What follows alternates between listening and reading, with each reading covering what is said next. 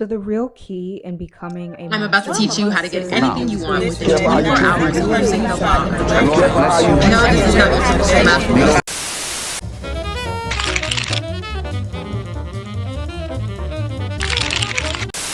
Beauty is by far the number one factor in really determining how special you are in our society. And because we all know that beauty equates value, beauty is essentially how you know how valuable you are. You will do everything possible to figure out how to get more attractive, whether it's in the way that you do your hair, whether it's the makeup that you wear, the kind of clothes that you put on, how you speak, how you talk, all those different things add to how attractive, how beautiful you are. So it makes sense when you do all these different things to make yourself become more attractive, to fit in society's standards of beauty, and someone asks you, how do you view yourself? What number would you rank yourself? And you say 10, a 10 out of 10. Right? That's no fault to the person who's answering that. Like, it makes sense. But at the same time, it doesn't really give you a chance to grow. And it seems as though that is just how you see yourself on the outside, not necessarily how you see yourself on the inside. Maybe I'm reaching, but it almost seems as though because you now see yourself as a 10 out of 10 on the outside, that you essentially think that all the things that are meant for 10 out of 10s, above average people, you should receive it. Plenty of suitors, lots of different opportunities, extravagant dates, all those different things are meant for people who are 10 out of 10. We can even take a step further outside of, the dating field. All the different things, job offers, money, things that happen for those who are attractive and hot, you should have them only. It's almost as if that in order for you to have a good life in society, in order for you to be even deserving of a good time on earth, you need to look attractive. You need to be a 10 out of 10. It doesn't give space for people who are just regular looking, who are just living life, just trying to take things day by day. It doesn't give them the chance of just being, because there's this excessive emphasis on them looking a specific way in order for them to be treated as a regular human being. Because the thing is, you think that, because I'm attractive, that's the reason why I'm being given all of these things, not understanding that you shouldn't have to be attractive to be treated that way. You should just be a regular human being and someone just treating you with respect. That's the thing. Things that we see now as above average experiences, it's messed up because it shouldn't be above average experiences. It should be a regular human experience. Having good opportunities come your way, having people being nice to you, having people, give you a second chance should be something that everyone should experience, not just people who are attractive. I don't know. Maybe I'm kind of crazy for thinking that, I shouldn't have to be attractive in society in order for people to just treat me with basic decency or just treat me nice. I feel like that's where it really messes with people's heads, where it's like you do anything for just someone to say hi to you, for someone to just be nice, ask you out. Why do I have to look so exceptional just to be treated with an experience that should be average for everybody? But anyways. But then back to the dating experience of it all, it's humbling when we hear this statement come up over and over and over again. Even the baddest of biddies get cheated on, right? So it's almost as if that an average experience that happens to basically anybody and everybody, right, at one point in time in their lives, happens to even the best of us. And you end up hearing, oh my gosh, how could this happen to her? She's so hot. A 10 out of 10 going through an experience of someone who's average. But the thing is, your attractiveness can't safeguard you from less than experiences. Does that make any sense? It doesn't matter how fine you are. If the self-esteem doesn't match, you will still go through the same experiences as everybody else. It's your boundaries and your standards that will keep you from a below average experience. If you're already, talking to someone and they tend to have a flirty vibe with everybody they talk to, is that someone you should date? No. If every single time you get around that person, they're always hiding their phone or they're being very fidgety when you touch their phone, is that someone you should date? No. If that person has very contradicting values than you, is that someone you should date? No. You could even take it a step further in friendships. If somebody is pulling you back into a life where you're trying so hard to run from, is that someone you should be friends with? No. If somebody continuously belittles you or makes you feel less than or always downplays all your achievements, should you be friends with them? No. It's not what you look like or how you present yourself that makes you special. It's your values, your morals, and your self-esteem that makes you above average. That's all it is. That's all it is, I promise you. You thinking that in this life, I understand that for some people, they understand the exchange, but is the exchange worth it? The attractiveness that you now have and you're using it to exchange for money and gifts and all these other things, to what end? To what end? Please. Maybe I'm doing too much. Maybe I should calm down. I'm just saying. And I remember that there was this video from Appa and Preach where they were going ahead to look at a video. I think it was from Jubilee. I don't necessarily remember, but they were going ahead to look at the way certain women were going ahead to rank themselves and say how attractive they were and everything like that.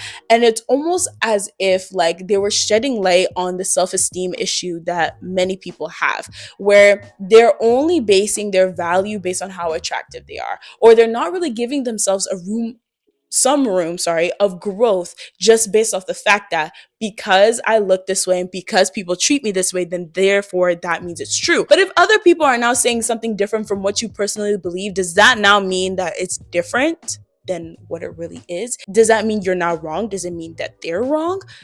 Stop being like, oh my God, listen, people, you have the right to be average. That goes for guys and girls. You have the right to be average. And at first, when they made that video, I was just like, these guys are tweaking. Obviously, these women are 10 out of 10. But we only think that they're 10 out of 10 based on our idea of what is attractive and what is beautiful in our society. If you now go to a different society where, their standard of beauty is different from what we perpetuate over here, and people don't look at you as attractive, are you now not a 10 out of 10? Are you now do you now see yourself as less than just because of the simple fact that you don't reach their standards of beauty? It doesn't matter how attractive you are and how much of a 10 out of 10 you may think you are. You might end up living a life that is sorrowful at the end of the day.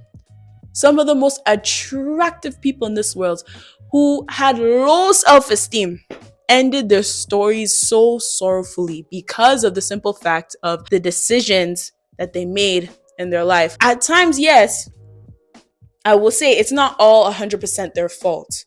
But at the end of the day, there are certain decisions they could have made to avoid it all. And they didn't. And that's why their stories ended the way they did.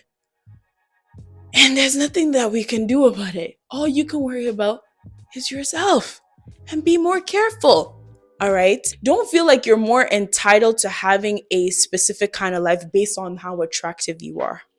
Please. Because tomorrow like this, for certain people, they can lose their job.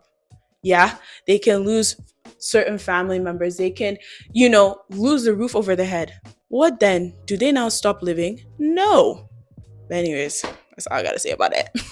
There's another concept that is around being special, all right? And there's a spiritual aspect to it, especially when it comes to new age thinking, manifestation, talking to the universe, saying mantras to yourself. Please, I beg of you, why do you like?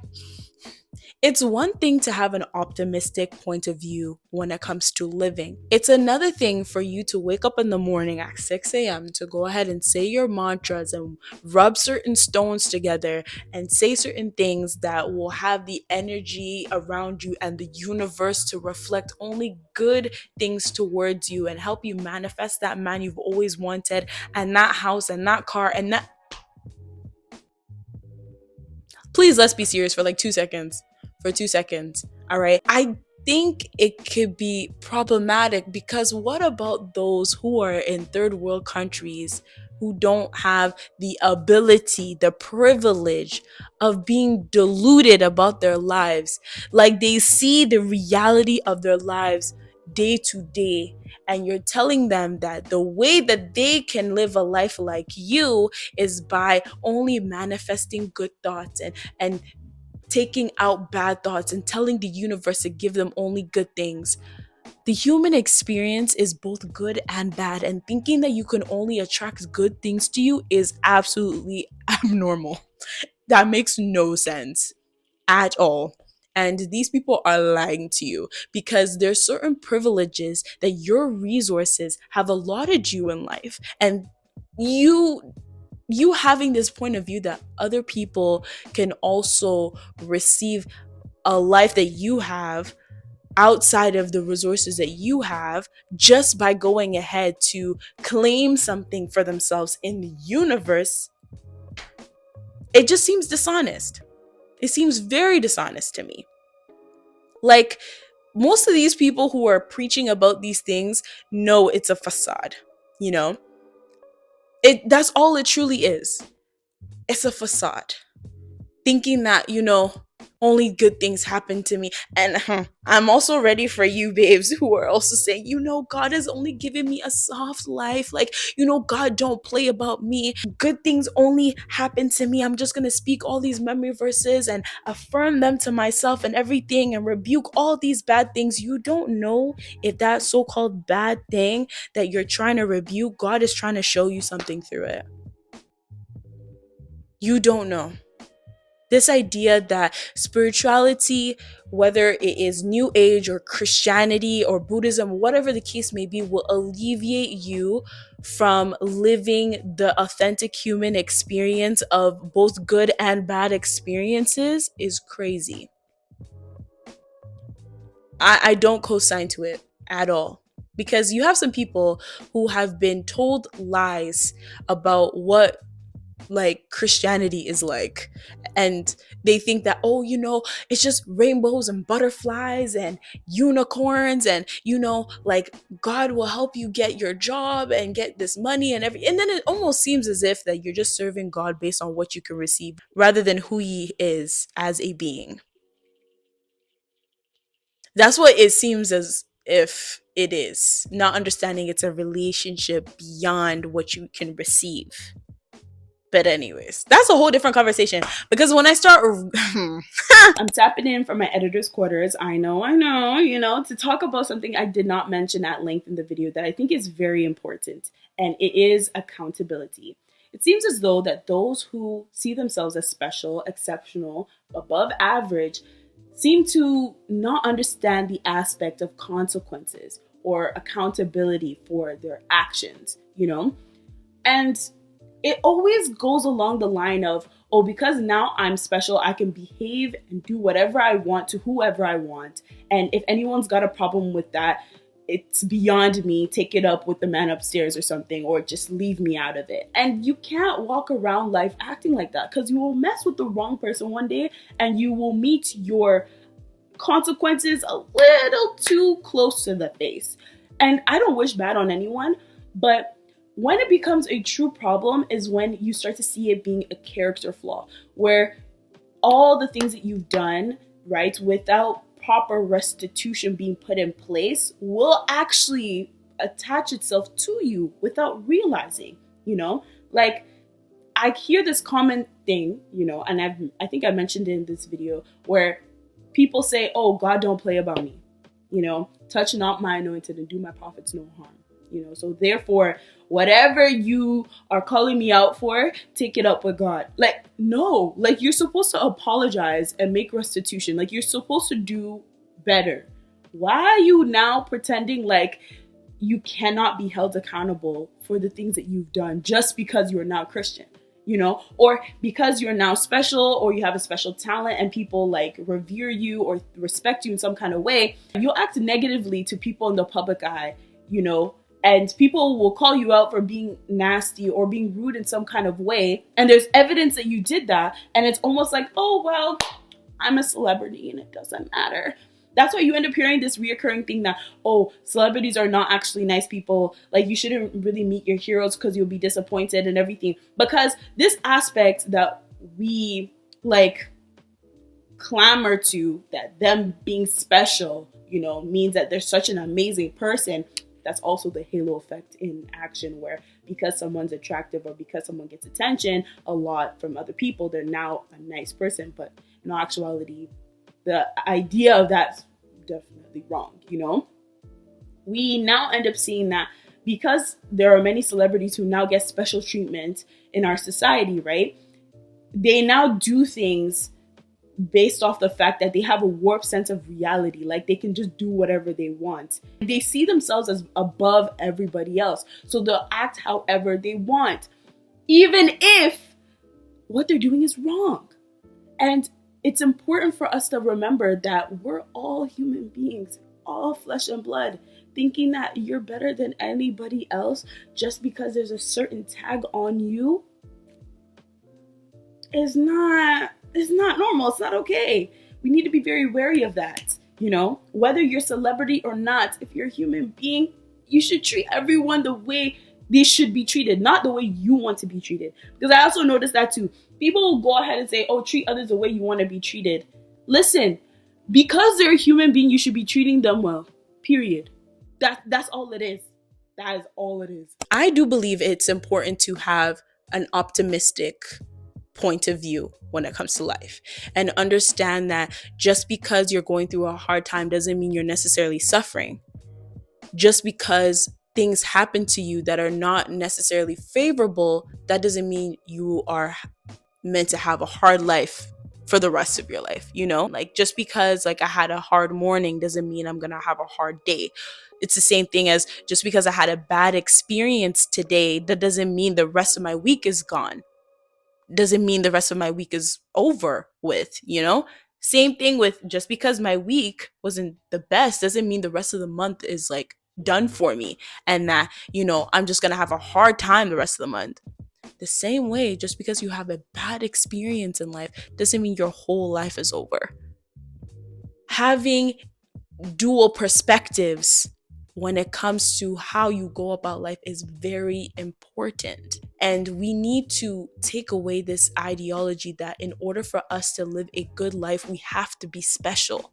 You don't have to be special to live a good life.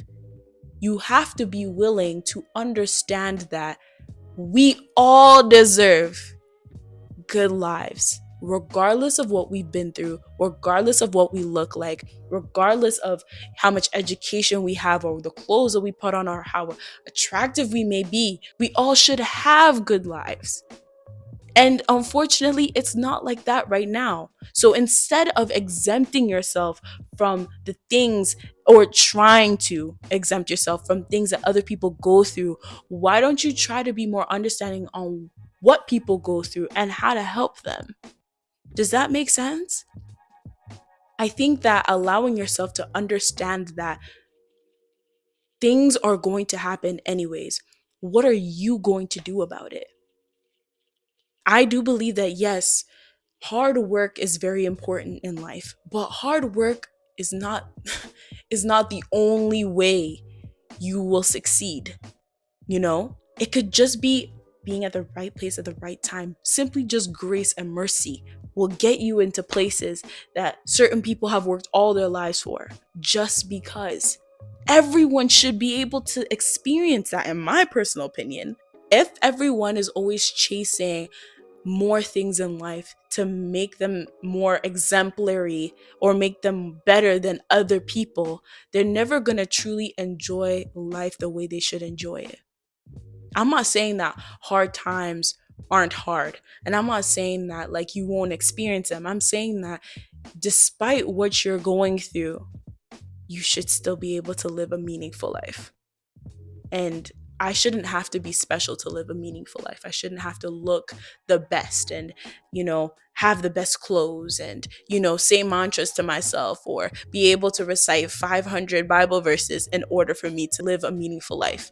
I should be able to live a meaningful life just because. Just because. No other reason. Just because. But hey, maybe I'm kind of crazy. Maybe that doesn't make any sense, but who knows? Thank you guys so much for watching this video. Thank you for allowing me to, expand on this wave of thinking. Honestly, I wasn't sure how it was going to be. Like, the amount of takes, it's not even funny. Like, we thank God for grace. But anyways, thank you guys so much for watching this video once again. And you already know we have to finish off the video with a question, And the question is, what is your favorite carb? Okay, I would have to say my favorite carb, bread. Bread eats. Like, as much as I don't eat it as much because I know how addicting it is for me, bruh, if you in Edmonton and you haven't tried, I think the name is Rachel's King. I'll link it down below. That bread is sweet though. My God, it's so good.